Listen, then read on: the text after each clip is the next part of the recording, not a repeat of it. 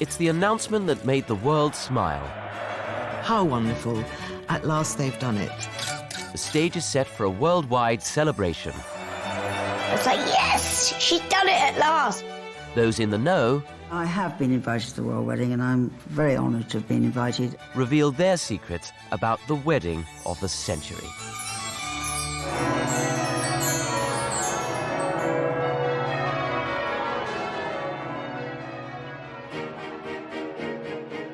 Prince William met Kate at St Andrews University, and they were both history of art students. They were both in the same halls of residence. It's said that there was kind of a huge rush for people to send their daughters there, but I imagine, in fact, that the daughters already had their places. There have been some comments and some kind of jibes against the Middleton family that Carol Middleton had planned the fact that her daughter Kate was going to go to St Andrews University and was going to marry a prince. I don't really think it was planned, but you never know. It is said that William first sort of clocked her when he went to I think it was a fashion show. Kate was actually modelling in a now famous, virtually see-through, chiffon piece of a dress, and he actually saw her walking down the catwalk.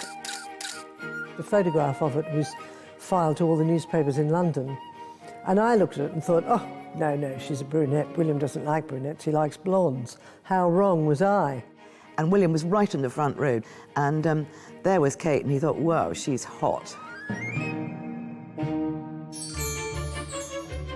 Hidden from the press at St Andrews, their relationship blossomed. But after graduation, under the glare of the world's media, and with William cautious as a result of his parents' failed relationship, he got cold feet. Well, with all passionate young relationships, there's got to be a blip. And William and Kate's blip came in 2007. And William instigated the breakup. I think he thought, I'm getting too tied down. Do I really want to be with this girl? She was very upset. William had a big chat with Dad Charles, and he said, you need to know that you're going to get married to her, otherwise it's really not fair on her. And I think he obviously had cold feet, as most guys do. Kate was seen all over London clubbing, out looking extremely happy as if she didn't have a care in the world. If you ever want to win a man back, make yourself look fantastic and let him know that you're out and having a great time. They realised that they were really good friends and they missed each other, and I think within a couple of weeks they were texting each other. And this being a royal relationship, Kate was reintroduced to the world very publicly as William completed his military training. Kate, with her parents, attended the passing out parade, and that was, in a way, looking back, a kind of way that the way that she would be officially brought forward. On the 16th of November 2010, William and Kate finally announced their engagement. My first reaction when I heard about the engagement is that it was just wonderful. I think wonderful for them, and certainly I think wonderful for the country. It's like, yes, she's done it at last. She'd been called Waity Katie for such a long time. It's the sort of occasion that Britain responds really well to, and it's just great to have some good news. I found out about the engagement from my mobile phone. I suddenly had a frenzy of tweets. I thought, fantastic, thank goodness, at last. The worldwide press went crazy. I was standing outside Buckingham Palace with the rest of the world. Do you know, you're going to think I'm really awful. I can't remember where I was, actually, because I heard it on the news, but my reaction was very definite. I thought, about time too. And they're a lovely couple. It's great. And to me, this is our future. It's all about the future. Congratulations. Thanks very much. Congratulations. Thank you. Sometimes the royal family, we don't hear much about them, and sometimes we hear it because there's controversy. So to hear a story of joy and delight and new beginnings was heartening. Well, everybody said they were delighted. Queen was delighted, but, that's what everybody says when a couple get engaged. Of course they were. I mean, I didn't speak personally to the Queen and say, are you really delighted or are you just being polite? I first met her at Peter and Autumn's wedding. She was very friendly, and it was fine. She's very welcoming. She knew it was a big day and everything was going on. Peter and Autumn were there, and she wanted to meet Kate for a while, so it was very nice of her to come over and say hello, and we had a little chat and got on really well. I know that she approves of her because she's very, very keen on this family thing, because she looks at Diana and Fergie and how their parents' divorce, affected them. And I think she's absolutely delighted that Kate comes from a very close-knit family. And the Queen is the least snobbish person of all her subjects. She doesn't care at all that Kate comes from a working-class background. I thought Prince Harry's reaction was the most charming when he said she was the sister that he'd never had, which was great. The Prince of Wales was rather disappointing, I thought, when he said they'd been practicing long enough. I mean, one would wonder whether he hadn't been practicing long enough talking to the media. What I would have liked him to have said was, I just can't wait to welcome this lovely girl into the family. Diana said to William when he was quite a young teenager, he said, so whatever you do, darling, marry someone who's your friend. And though, William is a very sensitive and spiritual soul, and he remembers what his mother said to him, and I think that had a lot to do with it. William's desire to keep his mother's memory alive and to make her part of proceedings was obvious in his choice of engagement ring. I've been reliably informed it's a sapphire with some diamonds, but I'm sure everyone recognises it from previous times. So. And Kate, you're going to be in envy of many, I would Well, I just hope I look after it. She loses, But she's in big trouble. it's very, very special. I think it's a touching, wonderful thing to do. It's a symbol of how much he adores her and worships her. And I know one or two people have said, gosh, is it not tainted by his parents' marriage or the way Princess Diana died? But I don't feel that at all. I sort of stood back a little bit with that, thinking, oh my gosh, that's a little bit sort of, is that right? But then I thought he loved her so much, or still loves her. It's in him. He wants the feeling that the mother is there, that Diana's there. This was his way of dealing with it. And now I think it's rather special. After she got divorced, Diana said, I don't need this ring anymore, William. I want you to have it and give it to your future wife. She said, if she wants it, she said. Diana hadn't been forgotten, and she will be present in a way at her son's wedding, yes. I just think that's lovely that treasures carry on, and treasures are loved and treasures are worn, and that treasures don't sit idly in boxes. I think that's very good. As wedding fever grips the world, talk turns to who will be lucky enough to receive an invitation to the biggest event of the century.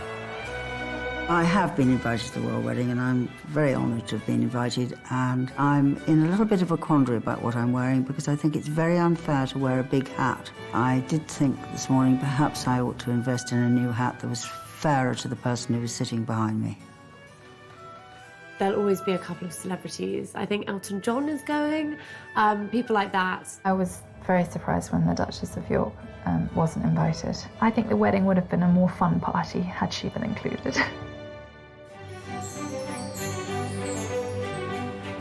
Along with the nightmare of who to invite and not to invite, Kate Middleton must ensure that she is fully prepared for the role of royal princess.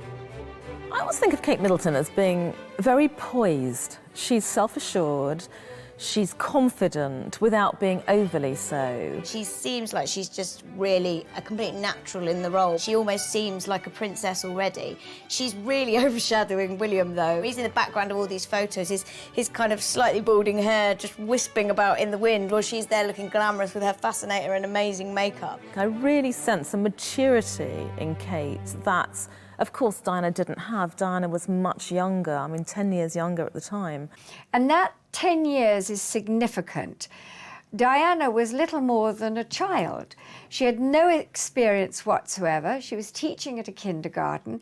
Nobody was guiding her. But I think they'll make absolutely sure that Kate is embraced within the royal family. Well, Kate is very lucky because she had a very good mum who taught her beautiful manners. That's what Camilla said. She has the most beautiful manners, that girl. So she doesn't need any manner training, and just in royal etiquette, she's got our former ambassador to Washington, Sir David Manning, who is helping her in sort of protocol and foreign affairs. But of course, she's got the best advisor in the world, and that's Prince William.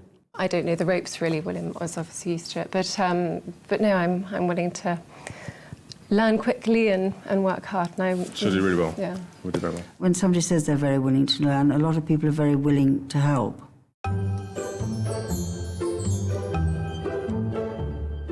I'm Liz Brewer, and I'm UK's etiquette expert, and we're in my home in the middle of Belgravia, London, and we're here really to advise Kate into how she's going to become Princess Catherine. So when Kate's out and about and doing one of her duties, she is going to be given bunches of flowers and needs to know what to do with them. So you have to learn how to be able to do this gracefully, to be able to take 1 or 2 bunches of flowers, and then, once it gets too many, discreetly be able to just pass it to her lady-in-waiting, who'll be probably on the right-hand side or behind her. The Queen. She would always curtsy to the Queen. So you have to put the leg behind, a little bob, head down and up. So sitting is very important. And for example, getting in and out of a car. Okay, I'm opening the door of the car. You then turn your bottom around. You sit down, butt goes in first, and then you swing your legs in, keeping the knees together. There'll be so many cameras around, etc. You've got to be careful. It's exactly the same getting out of the car. Usually there will be somebody there with a hand to help you. From now on, I think there'll always be a hand to help her. This training was put into action at Kate's first official engagement as William's fiancée, when the couple returned to their old university stomping ground for a public appearance. So it is all about Kate now, for good and for bad, because that's why people are then noticing that she's losing a little bit too much weight and comparing her with Princess Diana. I mean, when we first clapped eyes on her back in about 2002, she had curly hair, she had more pounds on her frame, and suddenly she got thinner and thinner and thinner. She's probably a size 0. And I kept saying to my office, that girl is so slim, you ought to see her. She looked very anorexic to me.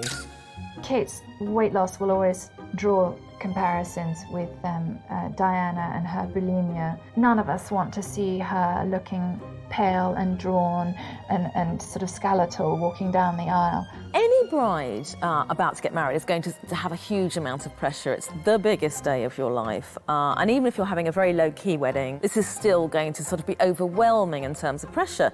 I don't think she's skinny to the point where she looks unhealthy or sick.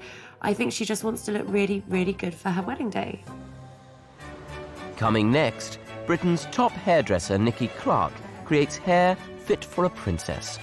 I suppose if I was putting my own stamp on it, I probably would put a few more layers in it.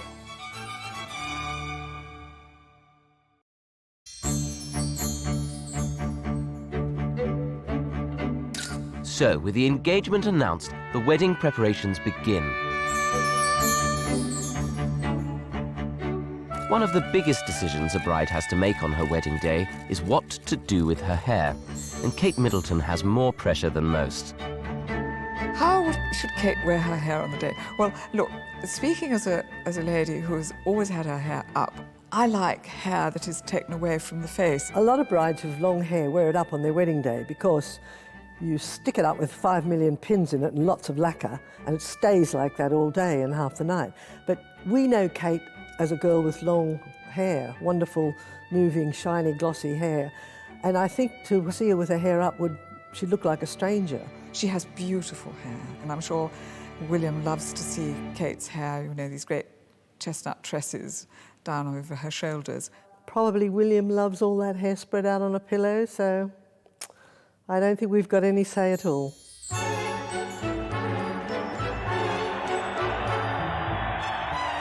Royal brides have the eyes of the world on them on their big day, and historically, they've sometimes got it wrong. If I was Kate, I would make sure that the person that did my hair knew how to fix hair with a tiara. Because Diana's hairdresser, Kevin Shanley, didn't. And her tiara squashed her fringe right down over her face. She wasn't happy about that. If you remember, the Duchess of York went in with flowers on her head and magically came out with a tiara on. In fact, it was flowers put in front of the tiara which were taken off in the vestry. It is a sort of pagan rite that a royal bride on her wedding day will wear a tiara. The Queen's wedding tiara was a sort of starburst, rather Russian in style, and I suppose it could be something like that. It's not frilly-frilly, and I suspect that Kate Middleton likes style and chic, that, you know, that she's stepping into royalty somehow, which is very important. It's her badge of office. She's got the hat. At his Mayfair salon, Britain's most celebrated hairdresser, Nicky Clark, knows all about royal hairstyling. I've been blessed to have done an awful lot of the royal family, certainly with the Duchess of York, Princess Diana, and a number of other royals as well. I think Kate has really wonderful hair, and I think what makes it so special is the fact that it isn't really complicated. It's not a particularly difficult haircut. But will Kate be tempted to take inspiration from Hollywood's most glamorous screen actresses? Eva Longoria's hair is a very sort of formal, very Hollywood-esque. I don't think that would be right. That would only work if she was wearing something incredibly high-necked that almost had a kind of Edwardian feel. I really like Minnie Driver's hairstyle. I think it's quite fun, it's still elegant, and she's still got a little bit of length there, but I still think Kate should have all of it down. I don't personally feel that this is a hairstyle that would suit Kate. Unless she is in almost period costume, it does look as if it's from the 19th century. Could opt for something like Kate Beckinsale, a kind of more tousled updo, which I think would suit her face a bit better because you're used to seeing her with her hair down most of the time. Some of the elements I think will work on Kate's hair, although having it much, much longer at the back would be better. But Kate has to strike the difficult balance between being a slave to current celebrity fashion and maintaining a more traditional, regal style. If we were doing the hair on the day, I would certainly be recommending to my stylists that kind of feeling of keeping what she is all about. Knowing that it's probably going to have a tiara on it, you really need to be able to have something that is still kept away, that still adds a little bit of formality. It's likely that there's probably going to be a train of tulle behind. So although it's actually important that it has some kind of movement, you're probably not going to see that from the back. What you see from the front is really where she has a number of options. We've done the option of keeping it quite formal in the front, but most of that cascading curls and waves are there in order to frame her silhouette. Now you can do that if you have thick enough hair, Kate certainly does have, or you can add in hair pieces and just make that sometimes just a little bit bulkier because it can withstand the rigours of the day.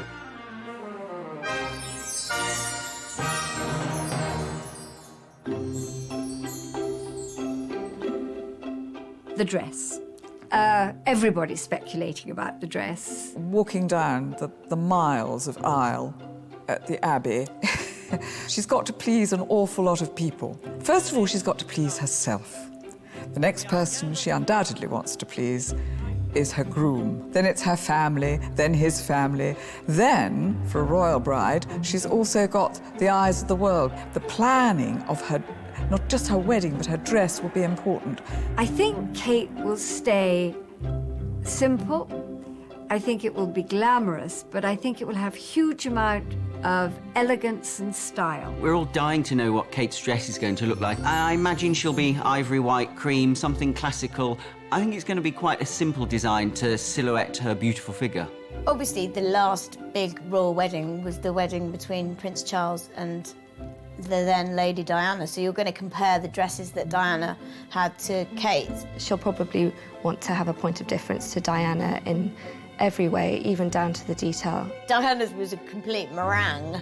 I mean, it was the Emmanuel's designed that dress. Obviously, it was of that time because it was in the 80s. Now, when you look back at it, it's like when you look back on your awful outfits from the 80s and you just think, oh, that's hideous. And worthy of the great church of St. Paul. Diana Spencer had a kind of rather overpowering dress, which actually, as she stepped out of the carriage, looked rather like a duvet, so it looked rather creased. Because she's going to be moving quite a long way from the Great West Door right up to the high altar, I would be very surprised if there wasn't a long train, and I think in her case it would need to be a very sort of light material. Diana's was something like, I think, 25 feet or something. It was huge. That's an awful lot to manage.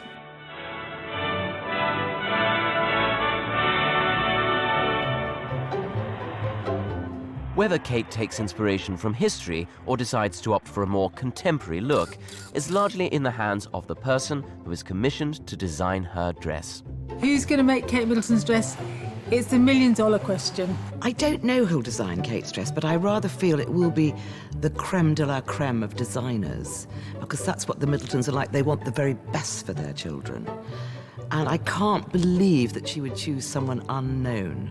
I don't think Bruce Oldfield's going to do it, because he's associated too much with Diana. Unfortunately, she doesn't have a totally free choice. She must support British fashion, and otherwise there'd be a huge outcry from the British fashion world.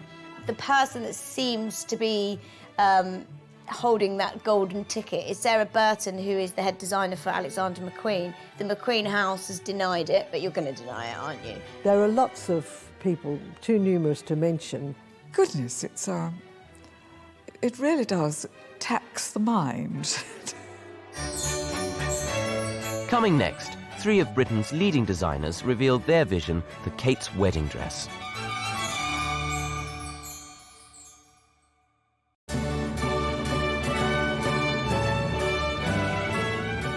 On the wedding of the century, we've seen the royal bride's look take shape. And the world is waiting with bated breath for the first glimpse of Kate Middleton's wedding dress. Will Kate take inspiration from the past, or will she be under pressure to dazzle with a groundbreaking new look? Jacques Azaguri, a great friend of Princess Diana's and one of her favorite designers, has clear ideas about the royal wedding gown. As a designer, really, I think the important thing is to remember that even though we want it to be a very modern day wedding, we have to keep it traditional and we have to stick to protocol. His vision for the dress takes the best of tradition, adding a dramatic flourish. This is a body, the finest gauzy lace that would show her skin coming through, dotted with tiny micro diamantes all over just to get a bit of sparkle, and embroideries on the cuffs there. The dress underneath could end up as a completely strapless dress, or she could keep the body on. The most important part of the dress is the overskirt, which is going to have the whole drama. It's beaded at the hemline and beaded all the way down the center of the back. The veil would echo the shape of the dress. The dress would be covered from head to toe in a very fine chantilly lace with beading embroidery on it. For a royal wedding dress, I would say probably from start to finish, there would be between 30 and 50 people involved in making that dress. Yeah, if you take all the bits into consideration. Sassy Holford is best known for designing Autumn Kelly's wedding dress when she married Peter Phillips, the son of Princess Anne and grandson of the Queen. She knows all about designing on a grand scale. With somewhere as big as Westminster Abbey, the dress has to have some kind of volume to it, otherwise she will become such a small part of such an enormous occasion. I wanted to encapsulate her youth and her beauty, but also make it really appropriate for the occasion. So I've gone for a fit and flare, shows off her fabulous figure, shows off a lovely waist, hips, but it allows you to flare the skirt out so you can get a full skirt. It's got to have covered arms for protocol, but you won't want it to look mumsy. So I've chosen quite a 40s neckline, and I've been a little bit daring. I've taken the back down lower, just to show that she is a young, fashionable young woman. I think the fabrics I would choose would be a beautiful beaded lace. We could do matching beadwork onto the lace around the hem on the full skirt, which would be so beautiful. I think Kate Middleton, if any bride can bring this dress into the 21st century for the royal family, she's the one that can pull it off. At her Knightsbridge studio, celebrity bridal designer Suzanne Neville puts the finishing touches to her interpretation of what Kate's dress will look like. With the dress, it has got to travel well. She's going to be sitting in a car for some time. The last thing people are going to want to see is lots of creased fabric and thinking, well, what's the design about? So the dress has got to look as dreamy after the car journey. Otherwise, that's all we're going to hear for years to come. I've chosen this veil because it's simple yet traditional. It has got a few little sparkles and diamantes on there, so it just catches the light. So when all the flashes are going, it will really sort of pick up the light. I've chosen this lovely lace top over the dress because it has a really nice layering effect, and instead of it just being like a harsh bodice, you do get this little soft line here. It still covers the arm up, but you've got a nice wide neckline, so it shows all Kate's neck bones beautifully. It allows space for a necklace and gives a nice long line without too much flesh on show. But I'm really loving this whole beaded belt to actually tie in with the tiara. It adds that little bit of glitz to it. So it's still, you know, it's in this century, it's modern, it's new. I love this fabric on the skirt so much because it's got a transparency to it, it's got movement, and I would use an organza that doesn't crease too much, layered beautifully, and just moulded to her. It's almost like it's been sprayed on, just to show her figure off and really be the best dress that anybody could ever do.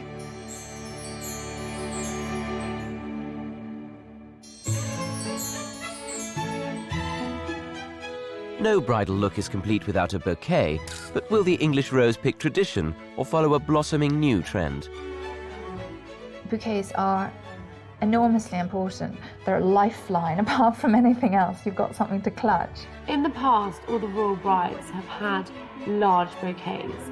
They've sort of held them, they've trailed almost to the ground with sort of big roses and a lot of foliage around them. The traditional thing you would find in a royal bouquet would be a sprig of myrtle from the myrtle bush in the gardens of Osborne, which were a part of the wedding bouquet of Queen Victoria. And myrtle represents love and purity. If you remember Diana's, it was wonderful and sort of ivy and beautiful white flowers. And Autumn Kelly followed did a very similar effect with her wedding bouquet. I would like to think that Kate will be a little bit more contemporary with the flowers and maybe hold something quite small and simple, maybe heads of roses in her hands. That would be amazing. Just because those ones are very big and almost quite old-fashioned now. Simon Lycett is no stranger to creating a posh bridal posy. I was lucky enough to be asked to do the flowers for the Beckhams' wedding for David and Victoria when they got married in Ireland. And then, of course, I was asked to do the flowers at the reception of the wedding of the Prince of Wales to the Duchess of Cornwall. Were I to be creating Kate's wedding bouquet, I think I would use a variety of traditional flowers, lovely, fresh, spring-like foliages and flowers, and I'd probably make sure that I included some wonderful myrtle. Apart from myrtle, we have beautiful things like lilac, which during sort of late April, early May is starting to come into our gardens, and it smells beautiful. It has these lovely, delicate, soft flowers. Of course, beautiful roses, be they the large cabbagey roses or the smaller little spray roses, which also look very beautiful, as well as lovely jasmine, these sort of trails of jasmine, which we break down into slightly smaller components. And these have a lovely delicacy, bit of movement and some soft fragrance. And one of the things that smells most beautiful at this time of the year is the paper white narcissi. Lovely and spring-like. And talking of beautiful fragrances, what could be more yummy than the freesia, which a lot of people underestimate, but again, that peppery, gingery smell, and these are a lovely double white variety, so they'll give a nice textural interest to the bouquet. And it's important to have flowers of different shapes and also some foliages, so things like the gardenia foliage with these gorgeous, glossy leaves, and of course rosemary, which Shakespeare said symbolised remembrance, and smells beautiful, and it could be poignant to have a little bit of that in the bouquet as well. There is a ratio between the size of bouquet and size of wedding dress, and I always think that if a bride's wearing quite a fulsome dress, then she needs a nice big bouquet.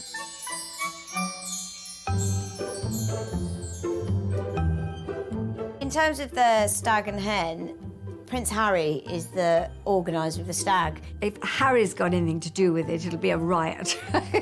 And you can imagine he really wants to just go to town and really just wind his brother William up, and I'm sure he had loads of tricks up his sleeve. Who knows what he might do? He could bring strippers, although I don't think that's really Will's style. William is just not going to have a look in or a say in any way, shape or form. His little brother will be delighted to lead him astray. But William, when he said, "You're going to be my best man," he said the condition of that was no wild stag do. Don't have it in London, because the paparazzi will find you and pap you to death. I think if I was having a hen party, God, I never had a hen party, I would probably want to have it in somebody's house, because I would be really worried about being seen drunk and disorderly. I mean, her sister, Pippa, in any case, is doing a hen party for her. It's going to be very discreet and in the country, in a house, well out of prying eyes. Naturally, Kate's hen would have been more refined anyway. Some might say a little boring. I mean, it sounds like it's going to be... There was a report that she was going to be watching Dirty Dancing with a group of her friends, just in a country house. I mean, come on. Coming next, the royal route to Westminster Abbey.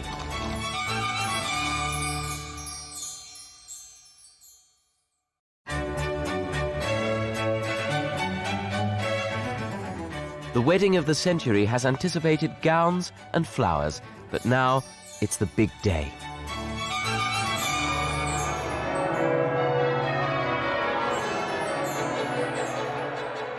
The royal wedding of Kate Middleton and Prince William will have the pomp and ceremony that the British do best. The royal route to Westminster Abbey passes some of London's most famous landmarks, and the day's events will follow a strict protocol. Well, on the day of the wedding, the members of the royal family will leave Buckingham Palace. The first to leave will be the lowest on the pecking order. Prince Edward and his family, Princess Anne and her children, Zara, Phillips, etc. And then there'll be the Yorks, Prince Andrew and his daughters, Princess Beatrice, Princess Eugenie. And then the Queen will be last to leave Buckingham Palace. She'll be the last to arrive at the Abbey before the bride. The princes will be leaving from their home just down the Mall. Behind me is Clarence House, the home to the Prince of Wales and the Duchess of Cornwall. Now, it's from this house that Prince William and his best man, Prince Harry, will leave on that morning just ahead of his bride-to-be, Catherine. For the princes, this will have poignant memories for them. The last time that the Mall was used ceremonially in royal terms was, of course, the day of the late Diana, the Prince of Wales's funeral. And on this day, this most joyous day of his wedding, I'm sure he'll be giving a great deal of thought to that day 11 years ago.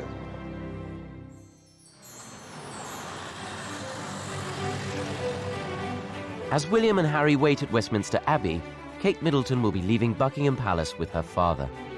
That will be an enormous comfort and strength to her. As for every girl getting married, it's lovely to have your dad there with you. With any luck, she'll be able to take a deep breath and have a look around her and smile and enjoy the moment. The royal route will follow past the Houses of Parliament until they reach their final destination, Westminster Abbey. Well, behind me now, of course, is the great west door of Westminster Abbey, and it's to this door that Kate Middleton and her father will arrive from Buckingham Palace. Ahead of her, of course, Prince William will be waiting inside. But behind Kate Middleton, this huge gallery of press, the world's media, waiting for what? That one picture. What is the dress like? There is going to be that moment when the car door will open and her father will step out and then she will step out. The frock. And it'll have to be a big car because hopefully it'll be a lot of dress. This is the moment everyone has been waiting for. Everyone's been building up to it for so long. So you cannot even begin to imagine just how much her heart is going to be beating when she gets out of that car. Kate Middleton will enter the Abbey a commoner and exit with Prince William a princess. I expect they'll just be mighty relieved that they've done the official bit. I would imagine they're going to come out with the biggest smiles on their faces, and it will be at that point where they can really stand there and go, wow, this is all completely amazing. And into their carriage, they begin this journey from Westminster Abbey back to Buckingham Palace for the celebrations to begin. The whole of the Mall will be full of thousands and thousands and thousands of people. It'll be almost unreal. Probably take ages because they're just, and their hands will hurt from all the waving they've got to do. And it'll go so slowly for them because there's just going to be millions and millions of people lining the streets, desperate to catch a glimpse of who are now our prince and formerly his princess. It's going to be an incredible moment for the whole country. Well, the worldwide press are going to want one picture, and that's the kiss. But it's not really a tradition that the royal couple that get married have a kiss on that balcony. It was actually Prince Charles and Diana that had the kiss first of all because the public were just shouting to them, going, kiss, kiss, kiss. And I don't think he really wanted to. He was a bit awkward about it. And she said, well, come on, why don't we do it then? So Fergie and Prince Andrew, when they got married, they had a little kiss on the balcony. Yeah, I definitely want to see them have a kiss. Why not? They should. They deserve it. I think there'll be huge pressure from the crowd for them to have a kiss. If Kate and William do not give each other a great big smacker on that balcony of Buckingham Palace, you'll hear a sort of collective sigh of, oh! We want a full-on snog. That's what the public are going to be waiting for.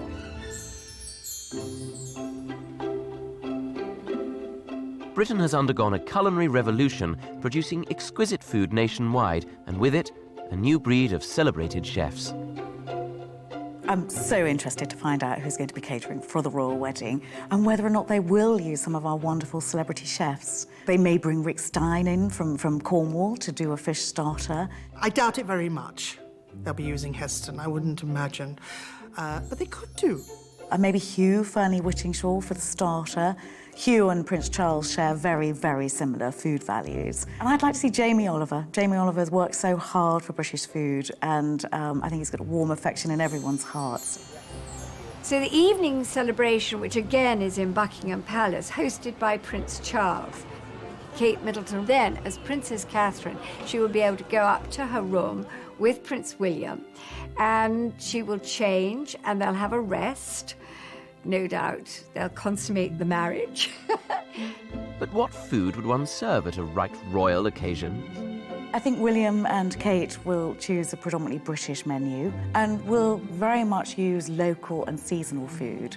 So whether that's beef from Sandringham or maybe Welsh lamb, a saddle of Welsh lamb could be absolutely wonderful.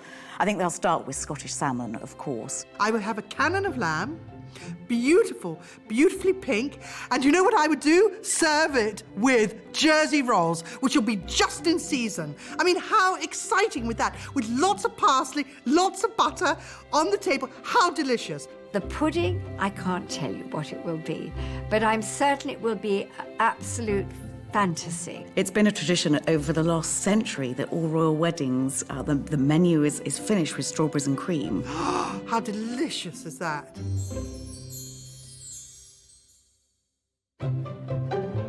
The most terrifying prospect for any best man and father of the bride, with potential for embarrassing revelations, are the dreaded speeches. Our royal insider reveals who will be in the firing line on the big day.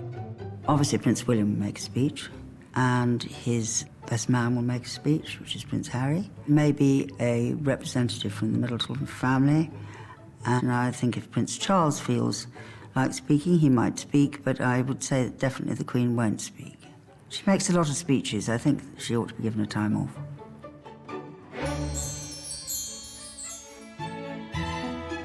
Britain's leading master cake maker, Eric Lanlard, responsible for creating the Prince of Wales and Duchess of Cornwall's wedding cake, has the cake-making credentials to cook up a storm on the big day. Obviously, a big speculation about what the cake's going to be like or who's going to make the cakes, and well, I'm not going to tell you if I will or not, obviously. As far as the wedding cake's concerned, it has to be something fairly dramatic. It has to be something memorable. It has to be something delicious. They are young, they have a great sense of fun, you know. Maybe you're going to surprise us, or maybe we're going to go for something completely different. And I know William likes his chocolate cakes, because we made a lot of chocolate cake in the past for him, so. They have to remember everybody wants a piece of wedding cake, because traditionally it brings luck. And the top layer is saved for the christening of the first child. So you'd have a little piece of cake to take home with you. That would be such a lovely thing to do. Coming next, will William and Kate dazzle on the dance floor?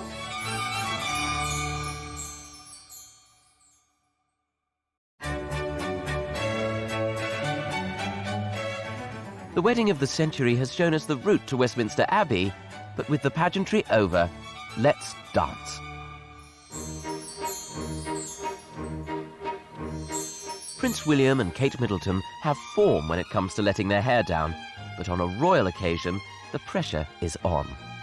I think the first dance is about the most diabolically unkind thing to make any couple do on their wedding day. Hands up. And the amount of nerves and tension that this causes, rather like making speeches, is unbelievable. And I've been to more dance classes with couples when they wanted to learn the tango or to break dance, and I can tell you it's very nearly each time has broken up the engagement. There's been so many rows about it. I think it should be abolished. With William being second in line, to the throne, it's very important that he would learn how to dance. Ready? And step. Lovely. Now step to the side.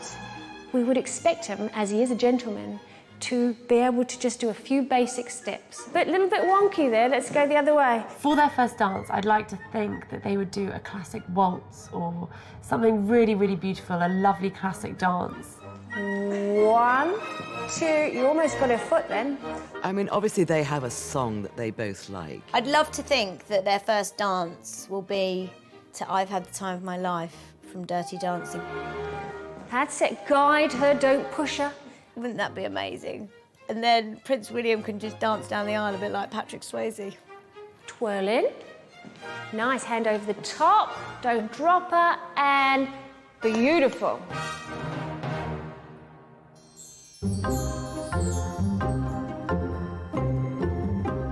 As they settle into married life, the world will be waiting to hear the pitter-patter of tiny feet. It's something we're all dying to hear about. You know, after they get married, it'll be, when are the babies coming? Sometimes the most beautiful parents have the most hideous children.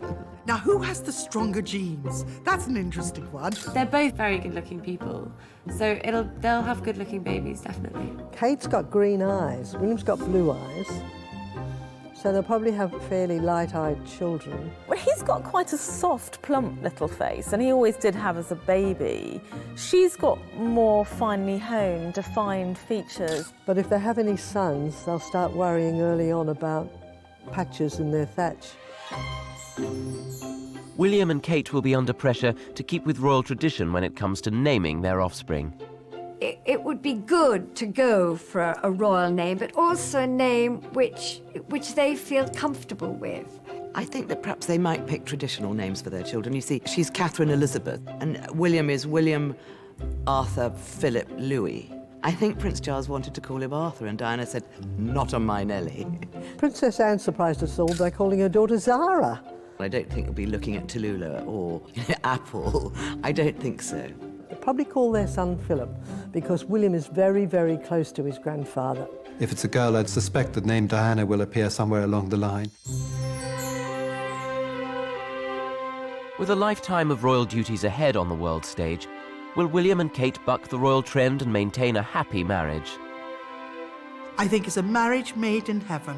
This marriage has got to last. There have been too many broken homes, and William's more conscious of that than any of us. You know, a lot of people just felt very removed from the monarchy, and I think they've really brought the whole country together. What Prince William has done and is doing is bringing us into the 21st century, having a far more modern and healthy approach to being the future king. I think Kate will be a terrific future queen. She's beautiful, she's dignified, she's the sort of girl that will get on with the job, and I think she'll be terrific. I do think her first duty is to provide the throne with an heir, and then a spare, of course. So once she's done that, everybody will say, fantastic, great, you've got the job for life. Cannot downplay the importance that Prince William and Kate Middleton now hold for the image of the royal family. What Princess Diana started was that sense that the public could relate to the royal family, and I think that was pulled back a bit after her death, and I think William and Kate have the perfect opportunity to present a royal family that we can empathise with, love, celebrate, adore, and I think the world's eyes are absolutely upon them.